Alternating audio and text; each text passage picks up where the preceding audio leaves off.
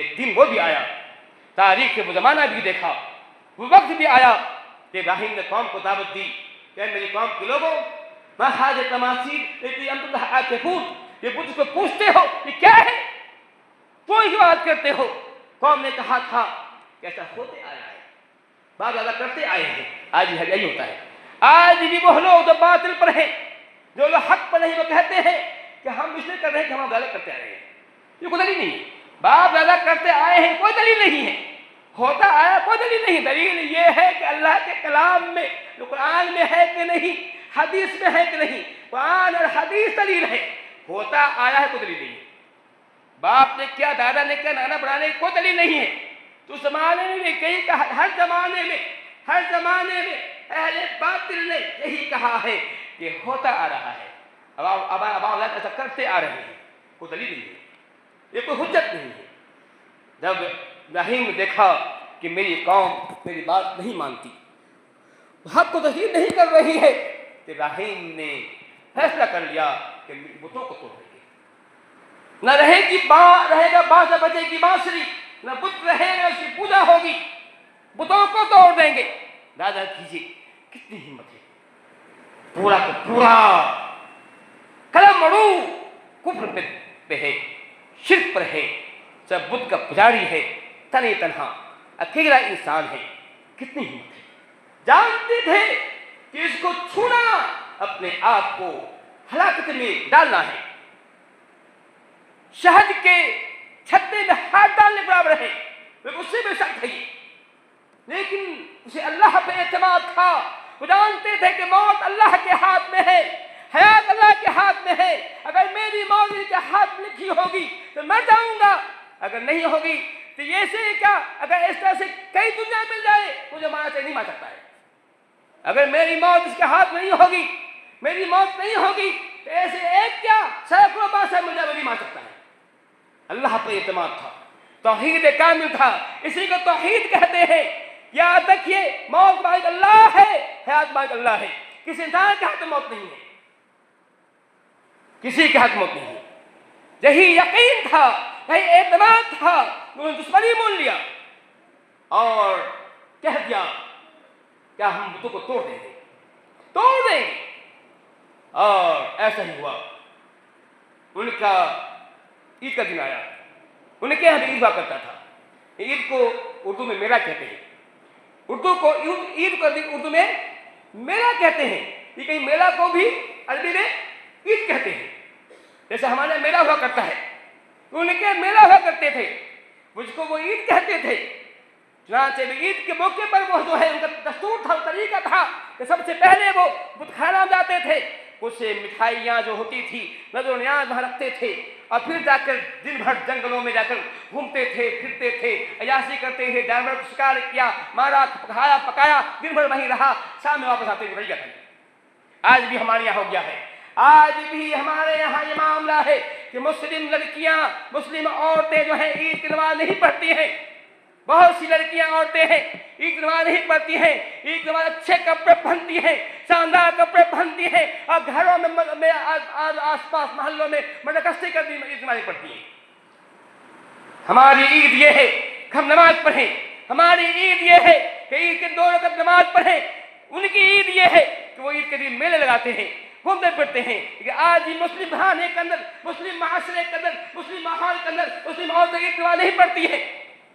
اکثر عورتیں نہیں پڑھتی ہیں، اس سے ذمہ دار صرف مسلمان بھی ہے، علماء کرام بھی ذمہ دار ہیں۔ نبی نے کہا تھا، نبی نے حکم دیا تھا کہ اے ام عطیہ، وہ ان تمام عورتوں کو جو عورتیں حیض سے بھی ہیں، ناپاک بھی ہیں، اس کو بھی لاؤ، عید میں کام لاؤ، وہ نماز نہیں پڑھیں گی، یہاں کی بیٹھی رہیں گی، دعا میں شریک ہوں گی، لیکن ان کو بھی لاؤ۔ وہ عورتیں جو پردے والی ہیں، ذوات الخدور حدیث میں آیا ہے، وہ عورتیں سب پر اجرگاہ ہیں، نبی نے کہا تھا، نبی کا حکم ہے۔ اسی حدیث کے بارے میں کہ بخاری کی ہے، بعض نے کہا کہ نماز فرض ہے، اور اسی حدیث کے بارے میں کہا ہے۔ تو آج مسلم عورتوں کو میں دیکھا جاتا ہے کہ مسلم عورتیں عید کے دن جو ہے سج دھج کر بس جو ہے مٹکستیاں کرتی ہیں، عید کی نماز نہیں پڑھتی ہیں، جو واجب ہے، فرض کے برابر ہے، نہیں پڑھتی ہیں۔ یہ معاملہ ہے، بات دوسری جا رہی ہے۔ میں کہہ رہا تھا کہ ان کے یہاں بھی عید ہوا کرتی تھی، ان کے یہاں بھی عید ہوا کرتا تھا۔ عید کے دن وہ گھر سے نکلتے تھے، اپنے چراغے جو ہوتے چڑھا کر جنگل میں نکل جاتے تھے، دن بھر گھومتے پھرتے تھے اور شام میں واپس آیا کرتے تھے۔ دانش پہلے ابراہیم کے باپ آج کہتے ہیں اے ابراہیم کیا تم ہمارے ساتھ الا تخرج معنا، کیا تم ہمارے ساتھ نہیں جاؤ گے؟ ابراہیم کہتے ہیں انی سقیم، میں بیمار ہوں۔ ابراہیم کہتے ہیں میں بیمار ہوں، حالانکہ ابراہیم بیمار نہیں تھے، ابراہیم جھوٹ بول رہے ہیں۔ یاد رکھیے کسی بڑے کام کا انجام دینے کے جھوٹ بولا جائز ہے، کسی بڑے کام کا انجام دینے کے لیے اہم کام کرنے کے جھوٹ بولا جائز ہے۔ کچھ ایسے موقع ہیں جیسے میاں ابھی جھگڑا ہو گیا، شوہر بیوی جھگڑا ہو گیا، شوہر بیوی کو ملانے کے لیے تاکہ طلاق نہیں ہو، جو طلاق سب سے مقبول چیز ہے۔ ابغض الحلال عند اللہ الطلاق، جو حلال کی سب سے بیکار سب سے مقبول کیا ہے؟ طلاق ہے۔ اسلام چاہتا طلاق نہیں ہو، چاہتا طلاق کی نوبت نہیں آئے۔ اسلام کہتا ہے ایسے موقع پر جھوٹ بولا جاتا ہے، شوہر کے سامنے بیوی تعریف کی جائے کہ بیوی آپ کو بہت چاہتی ہے، بہت پیار کرتی ہے، جس طرح سے چاہے اس شوہر کو منانے کی کوشش کی جائے گی۔ بیوی کے سامنے شوہر کی تعریف کی جائے گی، شوہر کو بہت چاہتا ہے، جس طرح سے ہوتا ہے منانے کی جائے گی تاکہ طلاق نہیں ہو۔ جھوٹ بولا جائز ہے، جھوٹ بولنا ایسے موقع جائز ہے۔ تو یہاں پر بھی ابراہیم کہتے ہیں انی سقیم، کیونکہ ابراہیم کا ارادہ بہت نیک تھا، ابراہیم کا ارادہ بہت نیک تھا، ان کا مقصد بہت اعلیٰ تھا۔ وہ چاہتے تھے کہ بت کو توڑ کر لوگوں کو ثابت کریں جس کو پوج رہے بے بس ہے، کسی کام کا نہیں ہے، لا یملک شیئا، کچھ بھی کام نہیں آئے گا، بتانا چاہتے تھے۔ کام سے ایسے ہی ہوتا ہے، لوگ چلے جاتے ہیں، ابراہیم باپ سے کہہ دیتے ہیں میں بیمار ہوں، جب لوگ چلے جاتے ہیں بت خانہ خالی ہو جاتا ہے۔ ابراہیم بت خانے میں جاتے ہیں اور کہتے ہیں ما لا تنطقون الا تاکلون الا تاکلون، تم کھاتے کیوں نہیں ہو؟ الا تشربون، تم پیتے کیوں نہیں ہو؟ دیکھو تمہارے سامنے مٹھائیاں ہیں تو لوگ رکھے گئے ہیں، یہ شیرنیاں ہیں، بتاشے ہیں، ملیدے ہیں، کیا کیا مٹھائیاں ہیں، کھاتے کیوں نہیں ہیں؟ وہ مجھ سے کہتے ہیں پیتے کیوں نہیں ہو؟ وہ نہیں بولتا ہے ما لا تنطقون، تم بولتے کیوں نہیں ہو؟ ہم جانتے تھے وہ یہ بولتا ہے، ہم جانتے تھے یہ ہم چاہتے کہ حجت تمام کر جائے، ہم چاہتے تھے کہ حجت تمام ہو جائے، پھر وہ توڑنے کا ہم کو مجاز مل جائے، جواز مل جائے۔ جب جواب نہیں ملتا ہے ابراہیم فجعلهم جذاذا الا كبيرا لهم، ابراہیم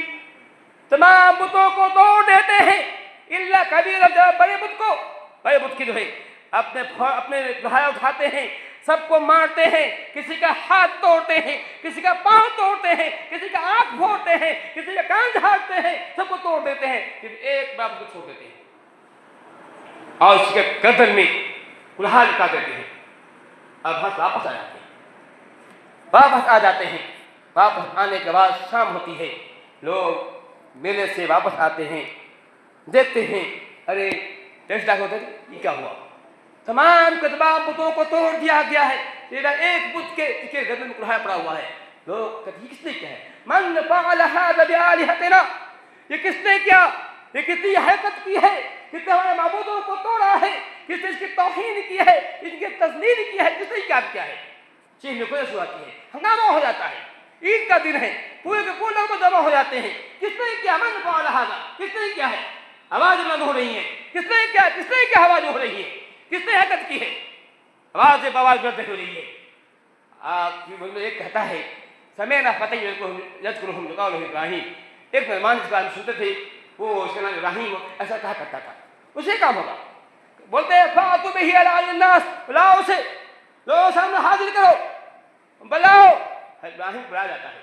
لوگوں سامنے ابراہیم کو حاضر کیا جاتا ہے، مجمع عام ہے، بڑے بڑے لوگ ہیں، نمرود بھی موجود ہے، وقت کا فرعون ہے، اس سے بڑا جو ہے سب کے سامنے جو ہے کام سے آتے ہی وہ کہتا ہے کہ بتاؤ کیا تو نے انت فعلت ھذا، اے ابراہیم کیا تو نے کام کیا ہے، تم نے بت توڑا ہے؟ ابراہیم کہتے ہیں بل فعلہ کبیرہم ھذا فلم ينطقون، کہا نہیں بڑے بت تو توڑا ہے، پوچھو ان بتوں سے، اگر یہ بولتے ہیں پوچھو ان سے، میں نے نہیں توڑا ہے، میں بھی جھوٹ بول رہے ہیں، میں نے نہیں توڑا ہے، پوچھو ان بتوں سے جن کو توڑا گیا ہے، کسے توڑا ہے، بتاؤ پوچھو ان سے، جو فاسألوہم ہم بتا رہا ہے کہ وہ بت توڑ جائے گا اس کو ہم جمع کر سکھائیے مطلب کہ ان بتوں سے جس کو توڑ جائے گا اس سے پوچھو کس چیز کو مارا ہے کسے توڑا ہے وہ اس پوچھو لوگ جو ہے قرآن کہتا ہے ثم نقص على رؤوسهم لوگ سر دھر کے بیٹھ جاتے ہیں کہ کیسے پوچھو مجھ سے بت بولتا نہیں ہے کہتے ہیں ابراہیم تم جانتے نہیں ہو کہ بت نہیں بولتا ہم کیسے سے پوچھے ابراہیم کہتے ہیں پھر اس کو کیوں پوچھتے ہو جو بولتا نہیں ہے سنتا نہیں ہے تمہیں نفع نہیں دے سکتا ہے فائدہ نہیں دے سکتا ہے تجھے کیوں پوچھتے ہو تجھ کو نہیں ہو کیوں پوچھتے ہو اغفر لکم تم پر تم ہو تم پر افسوس ہو کتنے بڑے بیوقوف احمق ہو اس کو پوچھتے ہو جو خود بول نہیں سکتا ہے سن نہیں سکتا ہے کسی نفع اس کا قادر نہیں ہے کیوں پوچھتے ہو اس کو ابراہیم حجت تمام کر دیتے ہیں